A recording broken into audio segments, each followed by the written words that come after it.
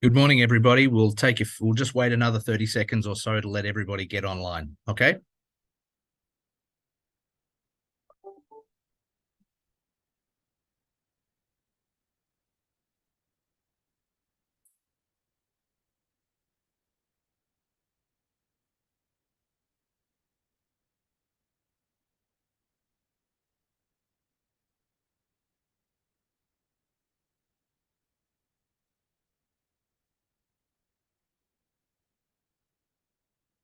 Okay, Ice, are you ready to go?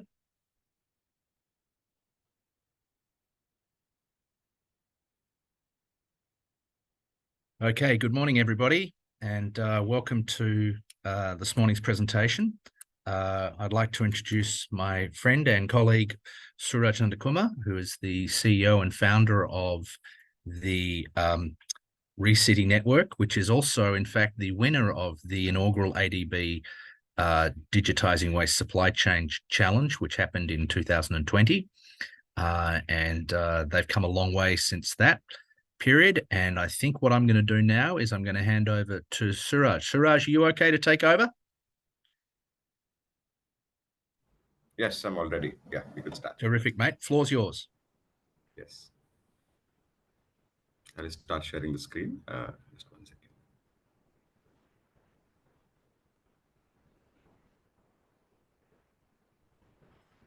To let me know when my screen is visible. Yep. Great. All good. So good morning, everybody. I would like to thank Steve, ICE, and the ADB team here to having introduced me to this talk. And I'm so glad you guys can spend a bit of time to understand what we do in India. So I'll just quickly introduce Recity. Recity is a decentralized plastic asset platform, and I operate in the capacity of the CEO and the co-founder at Recity. We're 6.5 years old as a company, and I would like you to take through the journey of the company and also our technology and our geographic spread over the last 6 years. We're one of the few companies that has been profitable in this sector continuously and has been operated and has been operating out of our revenues and scaling through the revenues of the company. So essentially, the company delivers three things. We invest into cities and arrest the plastic pollution problem there by creating systems that can last for many, many years and autonomous systems in terms of aligning the land use plan, helping them develop a strategic plan, unlocking capital for urban local bodies, and ensuring that the supply chain is created and is robust enough to handle the pressures and pulls of waste management, and the right kind of infrastructure is in place. So this is essentially a service that we offer to specific urban local bodies that are above 100,000 people and below 1 million people. 300 cities in India are within that category, and pretty much there is very poor or no waste management services available. The large players don't want to come into these cities because cities are very small. It is not viable for waste to energy. Is because the quantum of waste to energy minimum threshold is above 1,000 tons. So these cities really struggle to have systems. And one of the offerings of Recity is to completely transform the waste management process in the cities. The second part is to recover the plastics and improve the recycled content in packaging. So this is very important right now because in the institutional context of India or policy context of India, we have something called as the extended producer responsibility that mandates that 100% of the plastics that are that the polluter puts into the city or the country has to be recovered. Additionally, and at least 30% of the packaging has to have recycled content. Now it's currently very scary right now for everybody because we don't have the infrastructure or the supply chains built for food grade packaging. Now, specifically if you're working in the post consumer waste, that is you're working with your household waste, to get clean waste that is can be applied into packaging, the source of the material is very important. So where Recity strategically comes in is because we have a wide presence across India, and we have facilities where we're handling the material with utmost care, ensuring that we are rejecting the material that is contaminated, and we're able to provide and through a decentralized manner. We create smaller material recovery facilities of 5 to 10 metric tons per day. We create jobs for waste workers in that area and create a cooperative of waste workers. And we do long term offtakes from them and provide them the working capital and machinery and training so that we can have competent facilities and professionals to run these facilities. Just high amount of health and safety and traceability. The third part is that brands find it very difficult to trust the the upstream partners, is because they don't know, because India has a challenge of a lot of it is informal. We have child labor, we have a lot of different things. This is actually a trigger of very poor people trying to make their ends meet, because one of the biggest challenges is that the recycling value chain has never been invested into, and it's only from last year or a year before that where some kind of relevance is coming to this sector. So one of the things that we do is we implement our technology. We are able to trace the material right from the doorstep to the finished product. And we are able to map the compliances through multiple sensors and indicators and certifications so that the brands have the confidence to procure material and are willing to pay the right price that is required for moving the material, and so many hands and so many validations have to be done for the material to be useful. So essentially, this is the entire broad spectrum of our work that we do in over 40 cities right now. So this is the footprint of Recity. We have been very strategic in terms of where we make our investments. We are focused on mountain, riverine, and ocean-bound areas, wherein we have the standard in place that allows us to recover a premium over the material and continuously invest into the infrastructure to make it able, autonomous, and state of the art. That's been the constant endeavor. So we have, and one of the reasons we've been able to thrive is, if you notice the type of cities, our cities are smaller. There are two things that are amazing, that happen amazingly when they're smaller, is that we have complete control over the waste, all the stakeholders, the political, administrative, and it has the potential to become the model for that city for the same grade of cities. Because if I work in a large city like Delhi or Mumbai, it will my lifetime's work. But I believe that working in smaller cities where the need is, and if you can solve the problem in a small city, it can be easily scalable and easily implementable. And fortunately, seeing the integrity and the honesty of the organization, we have long-term partners. Like Nestle is 5 years old. Out of the 6 years that we're existing, 5 years and 10 cities have been funded by Nestle. We have Nestle, Godrej, Unilever's, PepsiCo, and now the Alliance to End Plastic Waste is investing into the infrastructure play. And when we structure our projects, we ensure the fact that the brands, the urban local bodies, and the key stakeholders in the city are aligned so that we can do a long term. So our vision for the city is not a project, but at least a 50-year vision. Recity doesn't plan to leave these cities for the next 50 years, so that we can create, we can also monetize, and we can deepen our services into the city through technology and other aspects as well. So by 2026, our target is to do 400,000 metric tons of recycled material using decentralized platform. So here is, I'm going to introduce the idea of the platform that we've been thinking about to accelerate sustainability and carbon reduction goals. So far, we've been able to unlock $6 million for the urban local bodies and infrastructure. We've built a resilient network of 8,000 plus waste workers who've been professionalized into waste professionals, who are now having all the documents in place. They transact with us regularly. We have a credit history with them. We've been able to give them access to cheaper credit and also a mobile phone, which has been very powerful for them to kind of buy, sell from us as well. We have made a base of 150 plus channel partners at where we aggregate. So Recity has our own material recovery facilities. We have partner facilities in which we have invested into the infrastructure and the compliance so that we can continuously procure from them. And every year we divert upwards of 60,000 metric tons every year of material towards chemical or mechanical recycling. And we're currently present in over 16 plus states. So here is where the larger value proposition of the purpose of the company comes. Having said all of this, where are we going? So foundationally, the organization is aligned on these two aspects, because technology is an enabler. But if the organization does not have purpose, then it will become very transactional. Our organization believes that the people and planet are going towards irreversible climate change. That is a non-negotiable. We are going in that direction. What we need to do is we need to intervene at a particular point so that we can retain the quality of life in cities by implementing end-to-end circularity, because that is our contribution to climate change. And we're very clear that we don't want landfills to consume more space horizontally or vertically. We want to ensure that the material that is created has the potential to be a feedstock. Every piece of municipal solid waste that is currently put into landfill, if it is treated in the right manner, we can make it a feedstock for an industry.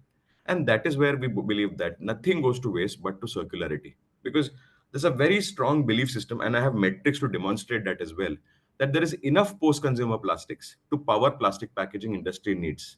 And if we shift our mindset that this is going to be a pollutant and we consider it as like an asset, then it can create money for the industry, for the city, urban local body, and for the consumer.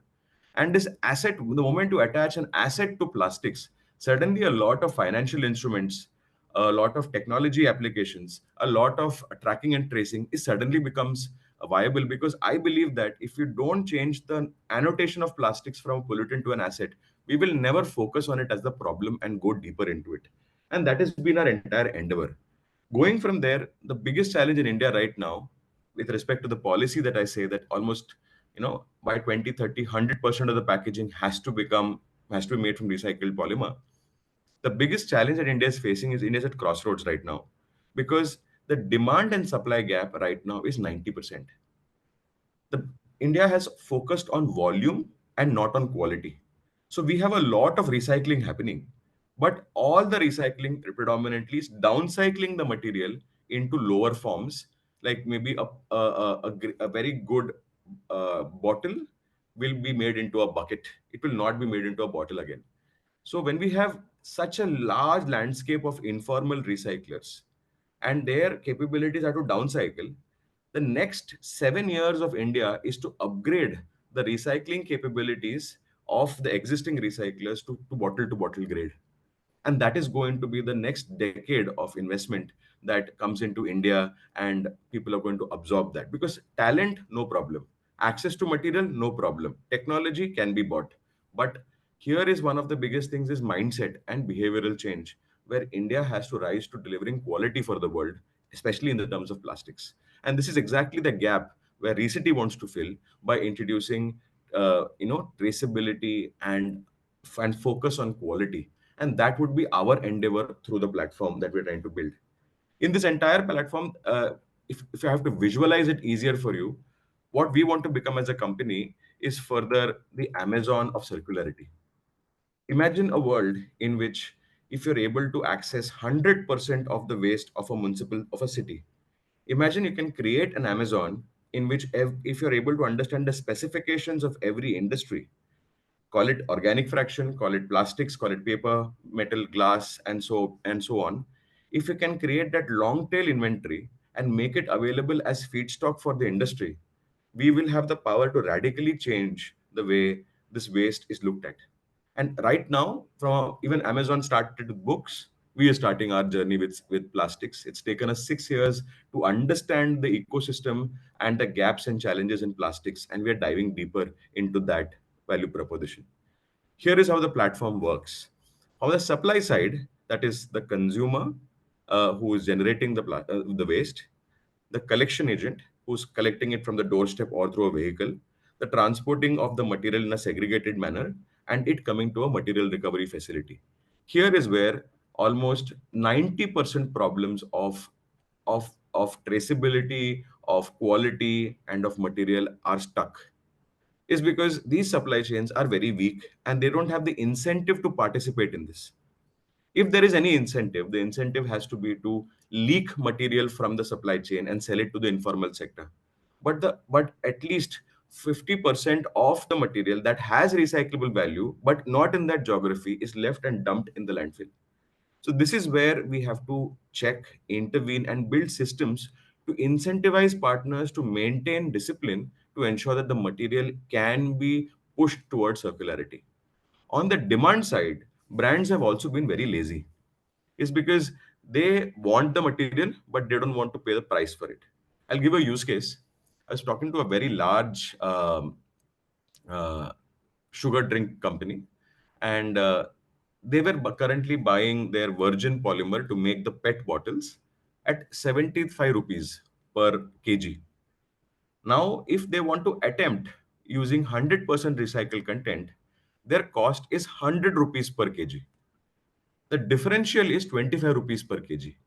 A brand will end up spending close to $1 billion in paying for utilization of rpet. So this is where the biggest gap is. So brands are right now entering into the collection systems because they want secured access to material at a price such that it matches the price point of their virgin polymer, and that is the biggest fight that is happening in the country. Now imagine if this brand has access to the material that they want. And the interesting part is, if plastic is used in bottles, it is in direct competition with textiles because predominantly PET bottles were used to make polyester in cloth, and now it is trying to be back to its original form. So the biggest challenge right now is brands don't know where to go, whom to rely, where they don't have the specialization to even look at collection systems because they are very difficult things to manage. So in this confusion is where the circular platform was born, in which if we can connect directly the supply side of things to the brand owners who can align their specific recyclers as per their specification. That is where the virtual platform works.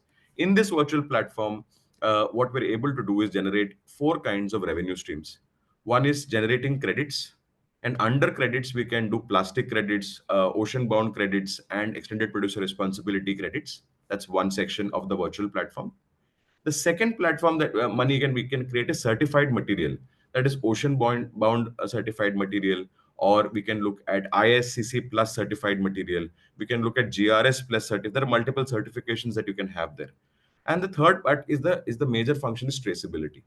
So it's important right now that the platform is adopted by all members of the value chain for it to become truly circular. And that is one part that we are working on in terms of the platform.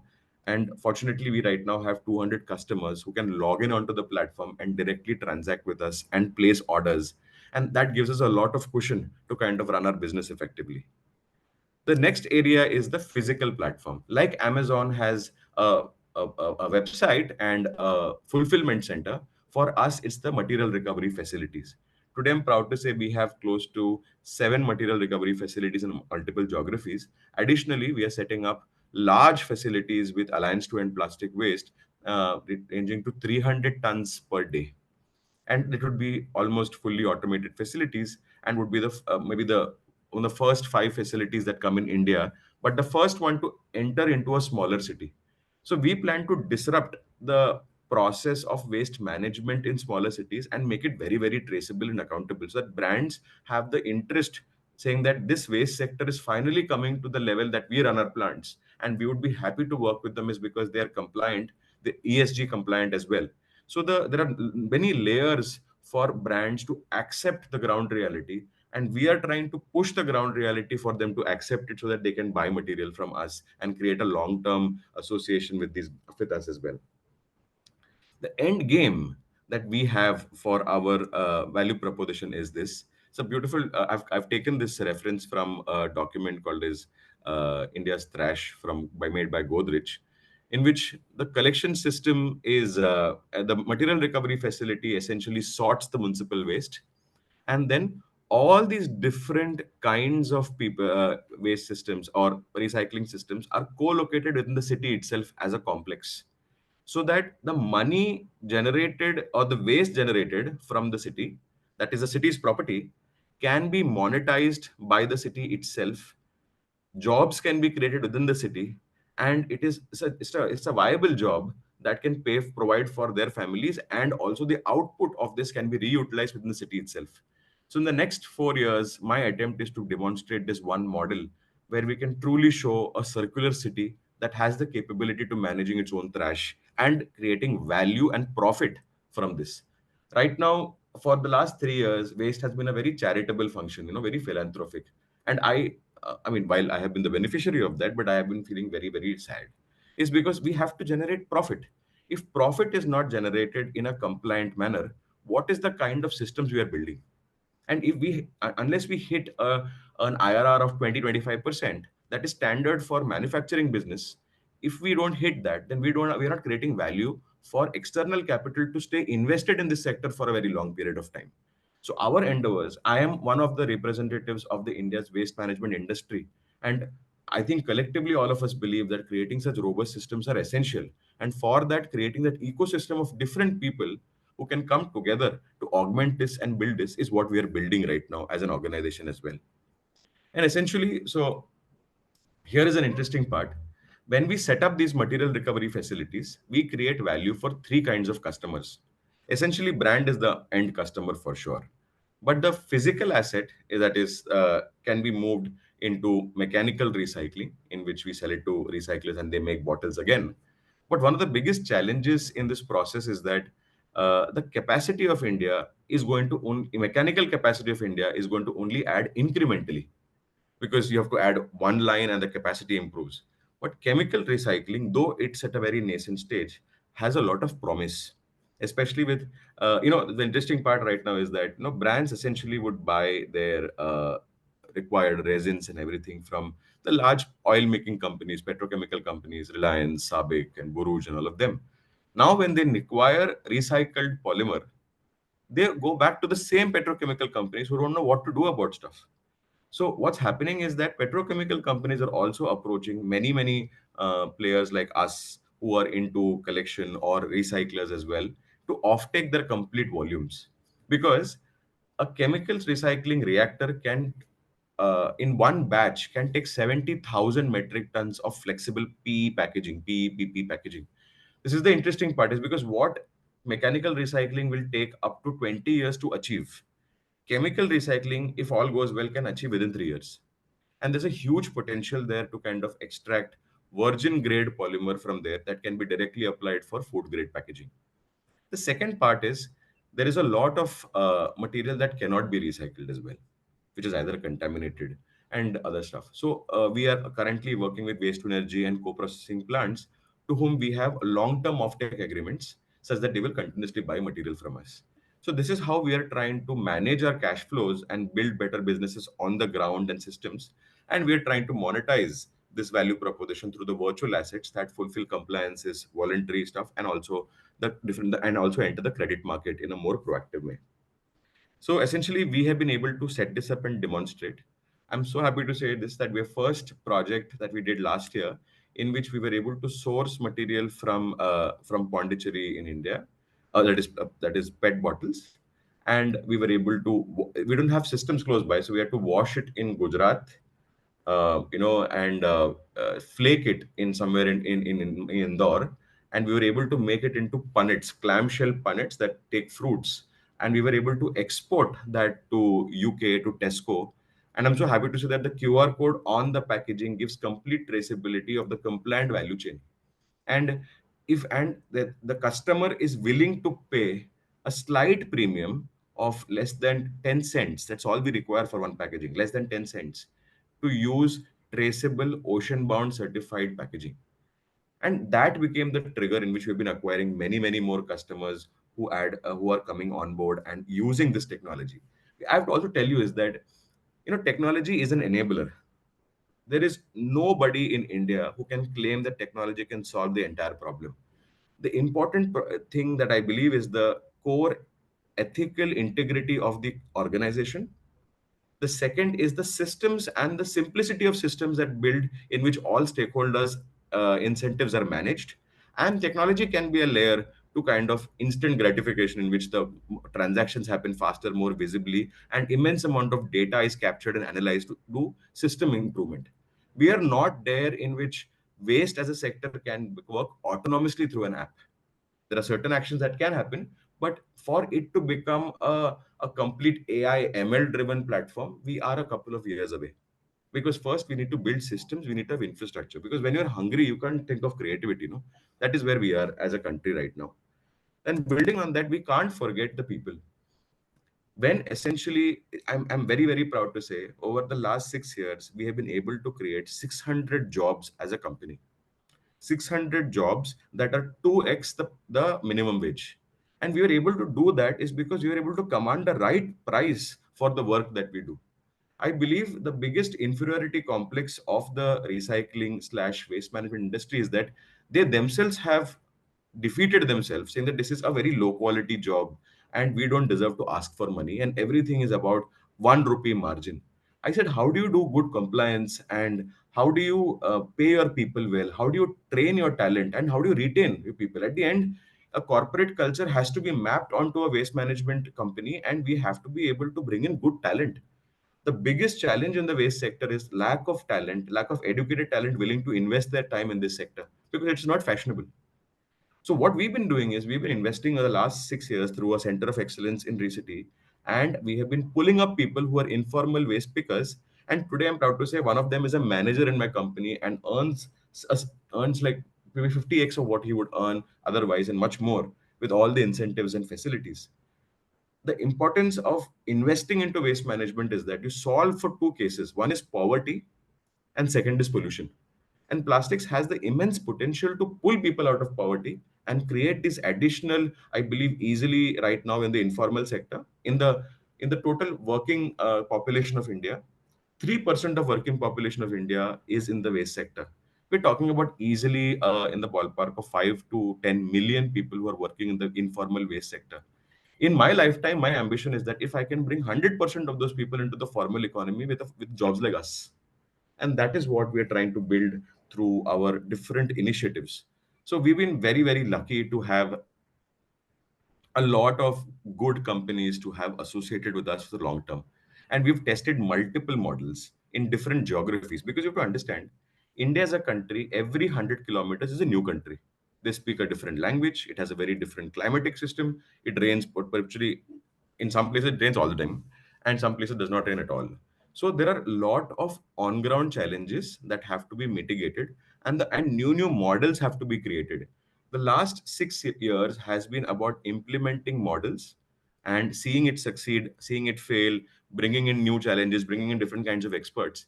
And trust me, all these brands have stood by us to understand the ground reality, deploy their teams to be able to work on this. So we have been able to not only transform cities, build systems, implement technology, create long-term revenue visibility and offtakes, and also create newer products and methods that have been innovated at Tricity alone. Because we were focused on improving the quality of life of Indian cities rather than solving the plastic management problem. Because had we looked at plastics, then we would have stuck to recycling, waste to energy, and all of that. We were here building systems and looking at partnerships and exploring. So these are multiple models that we've tried, and we've been able to solve problems of fish nets, fishermen problem as well, and on the other side in other areas as well. And this is, I have a fabulous team of 200 plus people who have stood with us. Our attrition level in our company is less than 2%. All of them are co-owners of the company, and we've been able to retain talent and build this effectively across the 6 years that we have, and hopefully we continue to do it. And we are now a 27001 ISO standard company that is gender neutral and looks at mapping women. Right now, I'm outnumbered in the directors, where two women run the company, and I'm trying to catch up with them. But then, besides that, across the organization, we have a very strong cultural fit to work in this sector and to be patient with this fact. And we are proud to say we are now a part of the PMO's Circular Economy Committee, in which we are telling how can we get smaller cities out of this plastic waste mess, or how to manage the waste better. And we've had the opportunity to meet with the Prime Minister of India, and we're building with him as things go by. Thank you. Thanks, Suraj. That was a fairly detailed presentation. And we're already starting to get some of the questions coming through. So, excuse me, sorry, my apologies. We've got a question from Joe Huang from Gijiko in Indonesia. And Joe's question is, how many percent of plastic waste are generated from multi-layered packaging? So things like sachets and the like, and crisp chip packets. Can they be recycled? And do you discard contaminated plastic to landfills? No. So what we can do is 3% of a city's waste is multi-layered packaging, essentially, or essentially low-value plastics. It can have monolayer PPs, Ps, and MLP as well, but that's 3%. Annually, it is in the ballpark of 3.5 million metric tons in India. Half of it you can't access because it might be in a ditch, in a cavern, or a valley, or already in the ocean, and you can't access it. 50% of his 1.8 million metric tons is the net amount of low value material available in India right now. What second question is, what can you do with it? You can do, if you are able to wash it and clean it, or if you're able to dust it even, it can be applied into mechanical recycling, but for thermoforming applications. So there are a lot of them coming up right now. And so thermoforming applications means that it can be made into furniture. It can be made into pots, and it can be made into other applications. That's one application. And right now, I would say maybe 2% of the material is being used in that area because the demand is not so high. And also the number of people doing it is not so too many as well. The second area of application is that they can be used for chemical recycling. So we have successfully able to manage trials, and we've been able to convert multi-layered packaging and low value packaging through a certain process. We are able to convert it into oil, and we have finally tested and got our approved results just yesterday, wherein the oil can be cracked in a reactor and you can create virgin polymer out of that. It's called chemical recycling process. It's expensive, but nevertheless it works. So that's the second major avenue where this material can be used, even if it is dirty, because dirty can be solved, it can be washed, or it can be dusted. The problem is the composition. So recently, a lot of petrochemical companies have been working on chemical recycling, and finally, even at 50% yield, that is, if you put this mixed plastics into a pyrolysis plant, even if only 50% oil comes out, that 50% yield is enough for a 10% profit margin for a pyrolysis plant. That's number two. Number three, one of the biggest utilities of that is if shredded to 30 mm, this plastic can replace coal. And there are many co-processing plants or heat industry that is willing to pay this material if we are able to give very consistent quality of calorific value to these plants. So three methods in which this plastic can be used. We never dump any material that come to us except for stones. We don't dump at the landfill. Okay, just one thing. When we're talking about making RDF, or refuse-derived fuel, or waste-derived fuel, and we're selling to people who have boilers, we have to be very careful to make sure that they have air pollution controls to catch the nasties that get produced in the... Absolutely. Yeah, and That that's is non-negotiable. and so our waste to energy guidance note covers that. We have some conditions in relation to that. There's another question from Chantara Tebi Ratnam about pyrolysis. And I think it might be worth exploring, the basis of what is pyrolysis, what are the outcomes from pyrolysis as opposed to gasification or torrefaction. What are the products you get out of that, and then what can you put downstream to it? And I'll add a little bit to your explanation at the end. Please go ahead, Suraj. So we have to understand where I stand. I am not an expert in pyrolysis. I am a person who supplies feedstock to pyrolysis as per their specification. So whatever I say would be only a very high level information. So one thing that most of the pyrolysis plants were not able to operate is because they were not getting consistent feedstock as per their specifications at the right price. That is my problem, and our organization solves only that much of the problem, because otherwise it becomes a very endless problem. Pyrolysis is a very technical subject in which plastics is pyrolyzed. Pyrolysis is breaking down into its original form, that is oil itself. So by application of heat, they can potentially melt slash liquefy the plastics into its original form of oils. So there would have different fractions of oils. That is, in plastics also there is 7 types of plastics, right? And so they have different densities. So they would create different levels of oils within, and these oils can be taken out as layers or can be combined, taken out. Generally, the current application of pyrolysis is used for two reasons. One is it's used by electricity generators as very cheap oil and puts out a lot of carbon into the environment. Number two, it's mixed with petrol or diesel and used by truckers or automobiles using to cheat or use poor quality material. And third, it's used by industries essentially to meet some of their energy requirements, which I think is very, very harmful and very bad. If we can offtake this oil and crack it further and make it into virgin polymer, because the oil, if it's taken to a petrochemical company and they use it like crude oil, they can get aviation fuel and they can get a naphtha that can be cracked into plastics. So that is a better solution to pyrolysis, and we have been trying very hard to set these systems in place. Steve, please can you come in where the Yeah, pyrolysis so part? in fact, I just had a look at a presentation about a sustainable aviation fuel doing exactly what you just described, making naphtha and making SAF Great. from pyrolysis oil. The challenge is that not all pyrolysis oils are the same. And so when you look at cracking plastics and it's like you pyrolyze them, right? So you break them down to components, you break down the carbon bonds and shorten the molecules and change the molecules, because basically everything is made from ethylene. That's the base product, C5, C6. That's shipped all around the world, mostly to Singapore or to the Mideast, where it's then made into the resins that you were talking about earlier from people like Barouge, and going through that whole supply chain. Now, what's interesting is about half the oil that gets pulled out of the ground actually is used to make plastics. So it's a big, big number. So if we can look at using virgin materials, this is very, very will be very, very helpful. Tantara actually asked another question. What is your remarks on profit margin on recycled plastics? Is there a cost benefit analysis? I'll let you answer that one, Suraj. Yeah. So recycling, there is definitely a very strong profit margin possibility right now, just because of the demand supply play.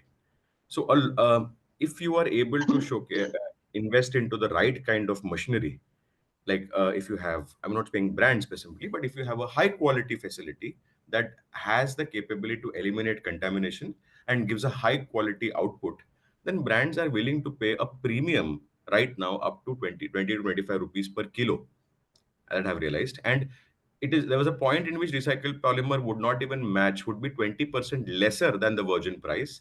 But right now it is going at more than 20% premium to the virgin polymer. And going forward, it's the golden age of recyclers who are invested into quality rather than quantity or of material. So the profit margin essentially would exceed definitely 15 plus IRR.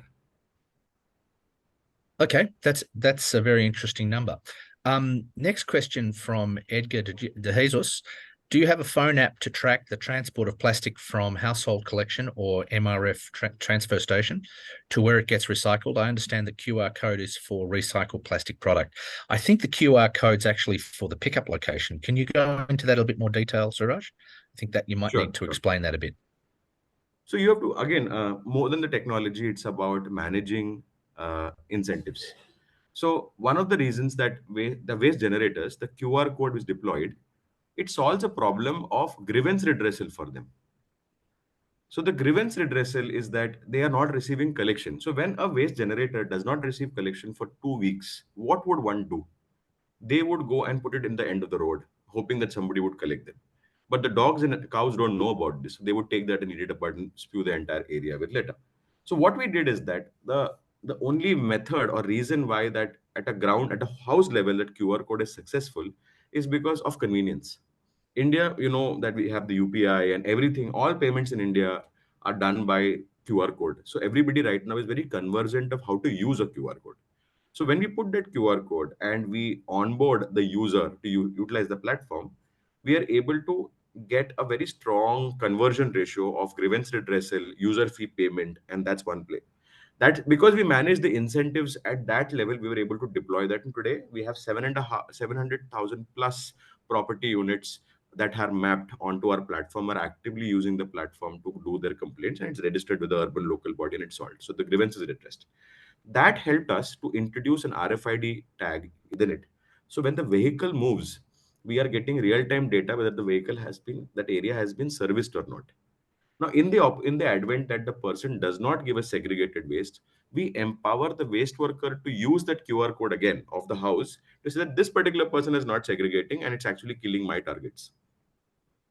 So there's a separate behavioral change team that gets the insight and does the behavioral change to segregate to inform them how to segregate waste or mitigate the issue in any particular manner. This, I'm spending a lot of time in that first part of the area. We were able to deploy this primarily. One of the initial funders of this project was ADB itself. So with that money, we were able to kind of demonstrate that in Konark in West Bengal. So we spend a lot of time at source, because the moment we know source, we know the origin of the material. And after that, we are able to, once the material is loaded onto the vehicle, we have sensors that tell us the quantity that is added at every location. And then the vehicle has a GPS tracking. And that vehicle delivers the material at a material recovery facility where we're able to track the vehicle, that the vehicle is entered and the weight is again. So, but trip level, it's very important for me that I somehow am able to create a system in which I'm able to monitor the quality of waste at every trip. Because if I don't have that insight of the composition of material every trip, then I can't give feedback to my behavioral change team to enact, or my supply chain team to improve their timings or whatever. And lastly, from the material recovery facility, I can monitor and map the sortation process, the three value additions that we do, that is agglomeration, baling, and shredding. And in some cases, we do lumps as well. And from there, the sale of material to a recycler. So our ERP solution, internal ERP solution, calibrates all this material, all this information at a trip level for up to a household level. And when we sell this material to a recycler, we sell the material to a closed loop recycler whose ERP system is already integrated with us. So we send this material to them, they invert it, especially in case of plastics, and we have visibility of the invoices, e-way bill, and the payment that they are doing, and the batch. So we give that batch an ID. So when the recycler processes this material with that batch, we have that batch coming out. So generally, in some cases, we offtake the granules as well from the recycler, and we use them as tollers. So again, we have complete visibility of the washing, extrusion, and compounding process there. We procure those granules and make it available to a brand or a converter, and the converters ERP system is also integrated with us. So that is the method in which we have built 5 6 different very steady partners in which we can sell this material again. And we're right now trying a method in which how can we democratize this. But till now, we have not found a lot of people who are willing to pay for traceability. I am doing this very personally out of my to improve the efficiency and to plug the leakages of the system. But till now, not a single brand owner is willing to pay for traceability. They just want it by default and to be added in the administrative costs. So that is the challenge here. But then we are continuously investing to ensure that we are profitable as a company throughout. Yeah. You've raised a very good point about market failure. And there's a number of people on the call who are involved in some work that we're exploring at the moment, based on the very successful program, the 4-in-1 program, which is managed by the Taiwan Recycling Funds Management Board, which would then be that organization which provides the subsidy. And an example of that would be providing a subsidy, which you've described already, that's market known. There's a market number that could come in to incentivize people to get into this space and make this space run quicker. So we are exploring that in at the moment. We're still in the early stages of it, but it will be interesting to see how that goes. And we're intending to use perhaps some AI, but this will really be more about collecting revenue and providing subsidies. It still needs applications like yours. I know that there are a number of other applications that you compete with, but I just wanted to say one thing. Do you know why you won that challenge? Was as you described, because you weren't coming in to own the data or own the space. You were coming in to solve the problem. And I think that's what resonated with people who were on that, the judging panel on that, that your reasons for doing this are somewhat different. And so as a consequence, a lot of the other firms who took part didn't quite get it. There was one very good firm from Indonesia who I thought was pretty good. It's just you had more on the ground time than them, but they had a good solution. Okay, so are there any other questions? Because I'm not seeing anything else. Does anybody want to add anything or raise their hand and ask a question? I'm quite happy to, if anyone wants to raise their hand, I'd be delighted to hear from them. Or can I pose a question to some people in the audience? Are we allowed to do that, Ice?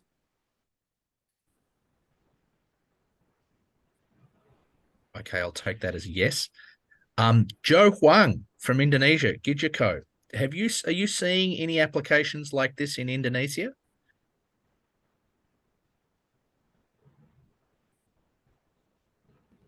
Joe, Hi, Steve.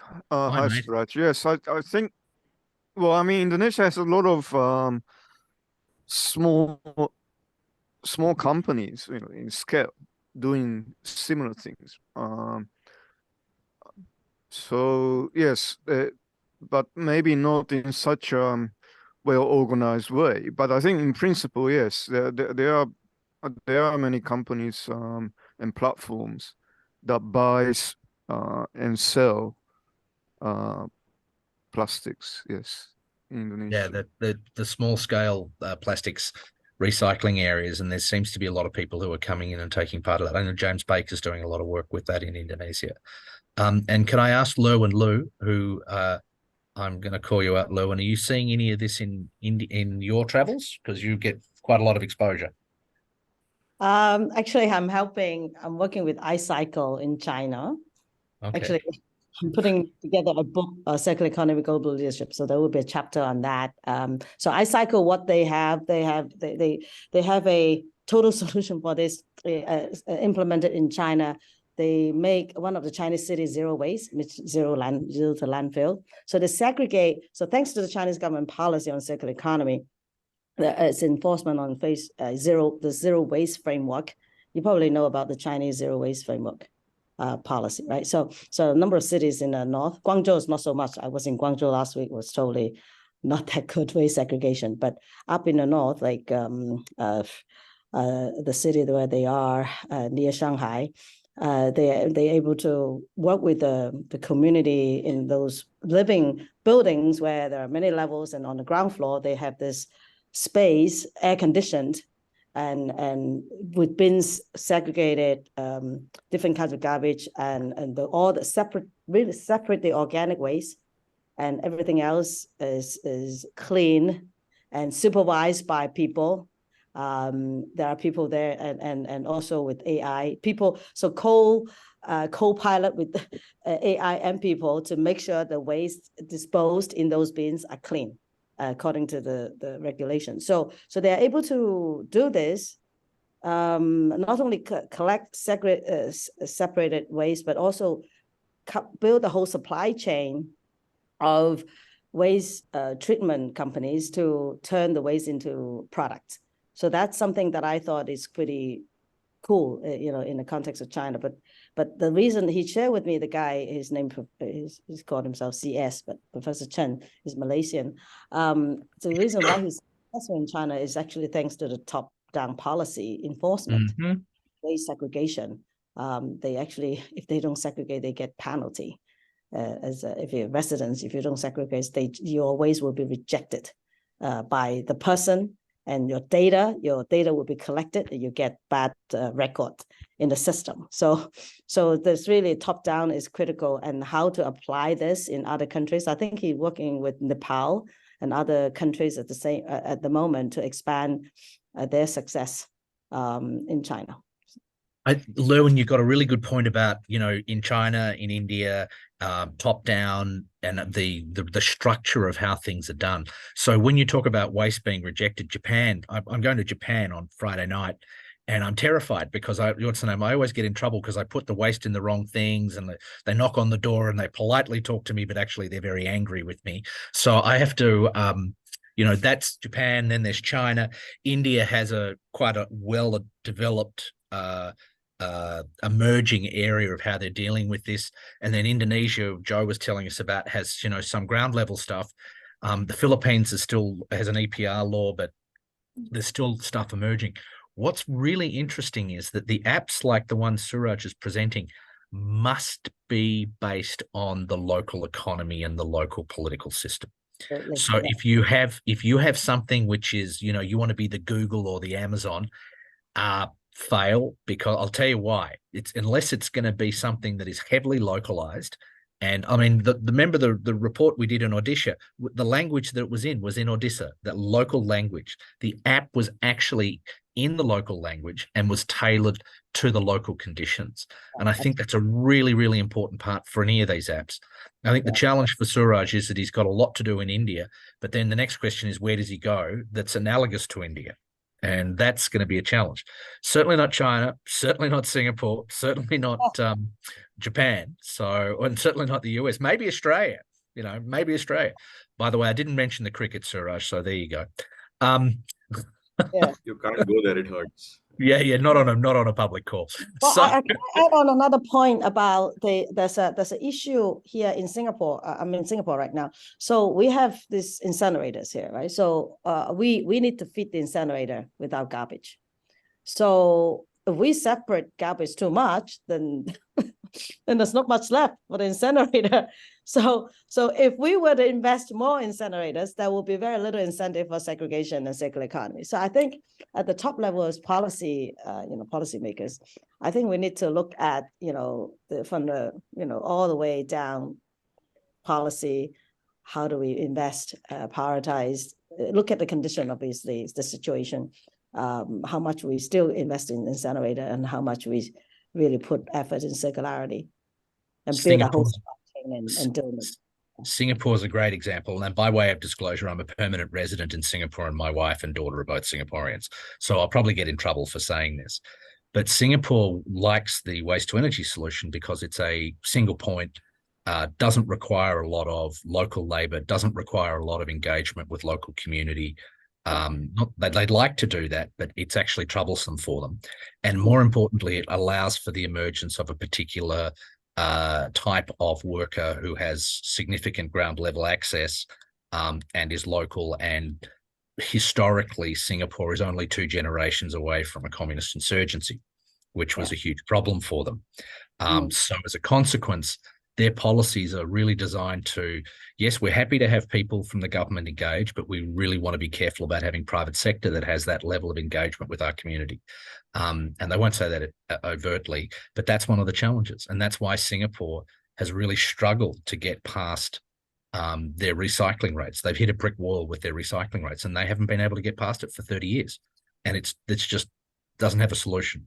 So I've got a question from ICE who, sorry? We have a zero waste policy. No, but I know they have a zero waste policy, but we have all the stuff in place, but they're struggling to get past it, right? And what if you look at waste? Waste is one of the most intimate measures of any person or any society or any family. I mean, what you throw out really says a lot about you, right?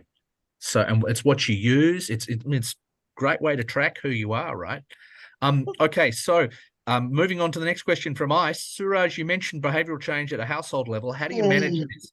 And is this incentivised and penalised? Lerwin, can I keep you on the call? And if anybody else wants to put their hand up and throw in, I'm very happy to have it. I'm really keen to have some interaction here.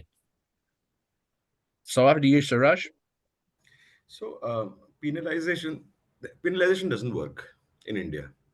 I think anybody who's penalized, fear at a local level does not work, because at the end, the citizen is more powerful than the waste worker. You have to look at the social order as well.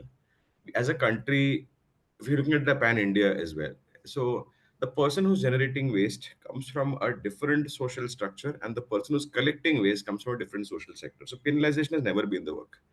The only method has been greater incentive. And incentive does not need to be money also. It can be status, it can be recognition, it can be a lot of different things. But if you systematically develop a model to manage the incentives of people, that is the game, essentially. So behavioral change for us, because what's important is, it's very difficult to answer this question sometimes. My ground teams, I also take time off and spend time on the ground. When I go and try to teach or not teach, tell people how to do segregation at source, I said, why should we do it? What's in it for us? Because in India, it's very common to ask, what's in it for me? I think it's very common for everywhere in the world as well. So we have to kind of demonstrate to them the big picture. And it takes a lot of time, because there are very educated people who are not willing to cooperate. So they have a lot of questions. So behavioral change as a program becomes very important to show that these are the 5 incentives. Instantly within 4 hours, your grievance would be redressed. You can pay user fee online, no problem. Nobody's going to come and hassle you. You can participate. You will get a report card and get a tax break if you're able to segregate, and the waste worker is empowered to do that. We can see it online. So all this happens, and behavioral change at a door level. We incentivize not only the waste worker, or not in the house waste generator, but also the waste worker. What's in it for him? The person who was collecting 1 bag of waste has to collect now 4 bags of waste. He's into, I mean, programmatically, we think that's how things should happen, but what's in it for him? Mhm. So we create a value-based structure of, if you're carrying organic waste, there is no money involved there. But if you're getting high-value material, bring it to me. I will pay you this price point, because you would leak it to the informal sector otherwise. So I think at every step, the waste generator, the waste worker, the driver, the material recovery facility, we have to do behavioral change continuously. We have to align their incentives, and we have to share the profits back to them, because that time is gone where companies are built by that the company's entrepreneur or the co-founder makes all the money and other people make nothing. I think if in a distributed manner, if people are able to see that they're made X amount of money on the app just by participating in the system, that keeps them very, very motivated to move forward. And that's behavioral change is not only limited at a doorstep. Behavioral change is a continuous process that has to happen across the supply chain for keeping the integrity of the supply chain together, especially at the collection level. You hit on a really interesting point, and Joe Huang's asked 2 questions which actually carry through on this. And if you don't mind, I'm going to make that the last question. But when we look at food waste, that's pretty easy, and organic waste is pretty easy to turn into biogas. However, there's a mismatch between the cost of natural gas and the cost of locally produced gas. Similarly, there's a difference between small gasifier materials that are used that can produce ethanol or can produce hydrogen. There's a mismatch in the fuel cost between large-scale fossil fuel production and the locally produced materials. Similarly, some things like high-value plastic film recycling makes sense purely on its own, but low-value plastics doesn't.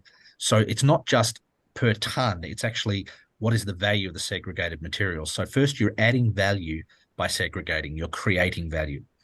I do believe that we need to have some form of mechanism to incentivize people to make that change, as you say. And I think that has to come at the consumer side, and I think it has to come from government. And I think the way to do it is to look at some sort of policy similar to what's been done in Taiwan, where you look at the putting a price on materials imported into the country or produced. So if I bring in a phone, there's $10 or $12 for my phone, and that goes into a fund, and then that fund will disperse for the people who do the recovery for the phone. And then what that does do is it incentivizes people to use recycled resin, which is a huge grab. I will just want to finish on one point, Suraj, and I'll have to wind up from here because we're going to run out of time. But remember, anything we make from fossil fuels, we have a $100 trillion economy with $1 trillion of direct fossil fuel subsidies worldwide, plus another $6 trillion of indirect. So 7% of our global GDP is betting against climate. That's funding the fossil fuel industry. Then we also have the damage that is caused by emissions, which is not priced. When you add in those numbers, you actually see that these materials are actually a lot cheaper by being recycled. But at the moment, they're not costed. So if you can look at a system like an extended producer responsibility system, you're effectively charging people for materials they buy and they consume and throw away. So you're actually charging them for that. And what that means is the wealthiest in the societies pay the most, which is equitable. So I think this presentation has sort of given us a good way to look at that in a lens. I know a lot of us are looking at that going forward. Suraj, do you want to just say any final words before we finish up? So I think all these solutions will come. I mean, the next 7 years is going to be a lot of fun. And I'm looking at the last 6 years of hard work to kind of see results, is because first there was no policy, there came a policy. Then came a binding treaty on plastics. Then it came implementation in India and seeing the challenges of implementation and all of that. So I think the policy work is pretty much gearing towards the end of things. And now onwards, it will be focused on implementation, innovative models. people who are able to make the delta between virgin and recycled polymer reduce in the next 7 years are going to be winners. And people are going to valorize that material. So I think we should be, in the next decade, the next 10 years, we should see some concrete, replicable solutions working across scale. And I'm very excited to be a part of that industry and to see that happening in my lifetime, because I've seen the phone develop from a feature phone to a smartphone. Now it's going inside the ear, for all you know. But I think we will see this in the waste management. I'm very, very excited. And Good on you, mate. again, I would like, yeah, and I would really like to Thank you thank so Steve, much. all of No you, worries, mate. giving the time to hear me. Thank you. Yeah, look, thank you very much. I think you're doing a great job, and we're very happy to support wherever we can. And, I think anybody else who's got any queries, please feel free to reach out to Suraj.